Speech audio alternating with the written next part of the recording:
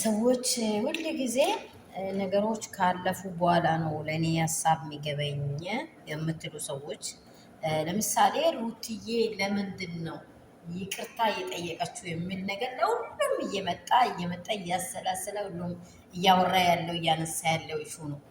ይቅርታ መጠየቅ ሄርሜላ ናት። በህይወቷ ላይ መታ እሷን የበጠበጠችው እሷ ናት። እሷን በህይወት ባለችበት ሰላም እየኖረች ያለችበት ትዳር ላይ የመጠችው እሷ ናት የምትሉ እያንዳንዳችሁ፣ ምክንያቱም ከአንድ ሰው ሁሉ ነገሩ እንደተሰወረ ማለት ነው። ሁሉ ነገሩ የሆነ የሚያደርገው ነገር የሚያስበው ነገር ከተሰወረ የኛ ይሄ አይምሮ ማስተዋል ከሌለ በጣም ጠንቅ ነው። ወዴት እንደምትሄድ አታውቅም፣ ወዴት እንደምትገባ አታውቅም፣ ምን እንደምትሰራ አታውቅም። መጀመሪያ አይምሮ ማወቅ አለበት። የሩታን አይምሮ የተረዳችሁ ሰዎች ብቻ ነው የኔን ቪዲዮ መስማት ያለባችሁ። እንዴት መረዳት ይቺ ልጅ ከዚህ ሴትዮ ምክንያት አንድ የልጇን አባት በቃ ከቤተሰቧ ጋር በጣም እኖራለሁ ካለችበት መንገድ ነው ያስወጠቻት። ገብቷችኋል?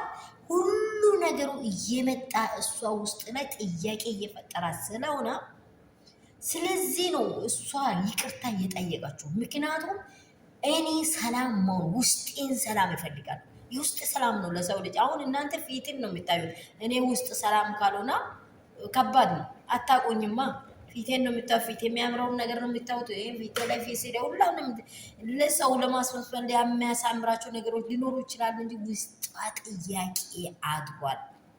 ለእሷ ውስጧ ጥያቄ አድሯል። ለሩትዬ አብራም የጎዳት ነገር መንገዱ ላይ የመጣው ነገር ሁሉ ልጅ አባቷን ያደረገው ነገር ሁሉ ውስጧን ጎቷታል። ስለዚህ እኔ ይቅርታ መጠየቅ ጀግንነት ነው። ደግሜ ደጋግሜ አወራችኋል። አንድ ከእግዚአብሔር ዘንድ እግዚአብሔር የሚፈልገው ይቅርታ ነው የመጀመሪያ። የሁለተኛ ደግሞ ከፌሎሺፑ ላይ ያለው ነገሮችን ሁሉን መልካም አድርጋ የተኛውንም ሰው ለማፍቀር የተኛውም ሰው ወደ ውስጧ ለማስገባት የመጀመሪያ የገባውን እርሾ እያደረ ህይወቷን ከሚያበላሽ ይውጣልኝ ብላ በቃ ደፍተዋለች። እሷ ምንም ነገር ብትሏት ሩታ ይቅርታ አድርገዋለች። ይቅርታ አንድ ነገር ቱ ካላችሁ መልሳችሁ አታነሱም አይደል? በቃ አታነሱም። ልክ እሷ ይቅርታ ያደረገችው የሚስጥር ይግባችሁ። ይቅርታ የመጀመሪያ አይምሮዋን ነፃነት፣ ሰላም ትፈልጋለች። ማንኛውንም ነገር ለመቀበል ዝግጁ የሆነ አይምሮ ለመፍጠር ስለፈለገች ነው። ሰላም ሰላም ቤተሰቦቼ እንደምን አላችሁ? ሁሉ ሰላም፣ ሁሉ መልካም ነው ወይ? እኔ ጋር ሁሉ ሰላም ነው። ያላችሁበት ሰላማችሁ ብዝት ይበል። ይህን ቪዲዮ የሚታዩ ባላችሁበት ስፍራ ሁሉ በሀገር ውስጥም ከሀገር ውጭም ያላችሁ ውድና እንቁ የሆናችሁ መዳም ቅመሞቼ እየሰረን ወዲህ ወዲህ እያለን እንግዲህ ታውቃላችሁ፣ ሁሉ ሰላም ነው። ሼር ላይክ አድርጉ፣ ሰብስክራይብ አድርጉ። እስቲ ቶሎ ቶሎ ብላችሁ ሰዓቱም እንዲሞላ እኔ አዲስ ነኝ፣ በደንብ አሳድጉኝ። በገባው ሰዓት ይገረመኝ። በጣም ትምህርት ወስጃለሁ፣ በጣም ደግሞ ተምሬበታለሁ። አስተማሪ ነገርም አለ፣ ጎጂ ነገርም አለ። በህይወታችን ላይ በጣም አስተማሪ ነገርም አለ፣ ጎጂ ነገርም አለ። ከዚህ ሁሉ የቀመስኩት ብዙ መልካም ነገሮች አሉ። ከሩትዬ ደግሞ የቀመስኩት ጀግንነቷን እና ኮንፊደንሷን፣ አክባሪነቷን፣ ያለበት ነገር ብቻዋን የምትወጣባትን መንገድ የምትመራ ሴት መሆኗን ተረድቼባታለሁ።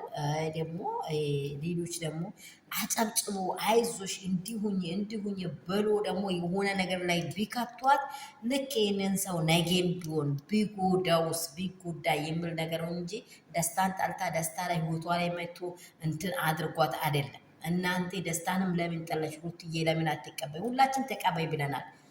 አንድ ሰው የራሱ የሆነ መንገድ አለው፣ የራሱ የሆነ እቅድ አለው። ስለዚህ ስትቀበለውም ደስታም ደግሞ በዚህ መቆጫት የለብህም። ምክንያቱም በዚህ ሞቲቭ ሄዳ በአንተ መሀል ላይ ግጥም የጤ ለአንተና የሚደግመኛል የምትለውን በቃ ወደፊት ደስታዋን ልታጣጥመው አትችልም። ግን ከውስጥ ካወጣች በኋላ ካልተረጋገች ትዝናና። እስቲ ለቀቅ አርጎ ትዝናና። በቃ ሩትዬ ፈታ ትበል። በቃ ሁሉም ለቀቅ ያርጓት፣ ቤተሰቡም ሁሉም ነው።